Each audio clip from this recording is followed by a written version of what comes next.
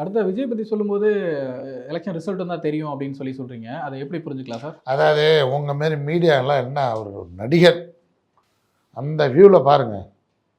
என்னமோ தேசிய தலைவர் ரேஞ்சுக்கு அதிகம் படித்து நல்லா இந்தியாவிலே முன்னுக்கு வந்த நம்ம மாநிலத்தில் தான்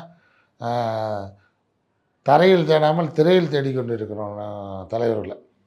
இது நம்மளோட சாபம்.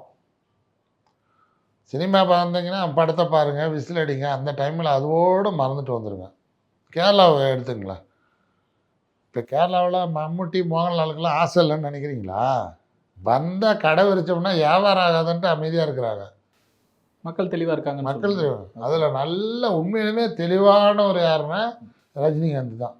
தனக்கு ஒரு இது ஏதோ இருக்குதுன்ட்டு வெறுங்கையை மூடி வச்சாலும் அப்படியே வச்சுக்கிட்டே இருக்கிறார்ல. எல்லாரும் எல்லா லைம் லைட்டும் தன்னை வந்து பாருன்னா நீங்கள் ஒத்து பாருங்கள். அவரோட இன்டர்வியூலாம் அரசியல் சம்மந்தமான ஒரு அறிக்கையாக இருக்கட்டும், எதுவாக இருக்கட்டும், கரெக்டாக என்ன பண்ணுவார், அவர் படம் ஏதாவது ரிலீஸ் ஆகிறப்ப பேட்டி கொடுப்பார், அறிக்கை விடுவார். ஒரு டெக்னிக்கு ஒவ்வொருத்தரையும் சொன்னாலும் அவர் ரசிகர்ன்ற பேரில் இருக்கிறவன் எல்லாம் ஏற்றுக்கிறான், வேறு வழி இல்லை. அதனால் அவங்க ஓகே டன், இவங்க எப்படி ஏமாற்றலான்ட்டு ஃபார்மெட் அவங்களுக்கு தெரியும்.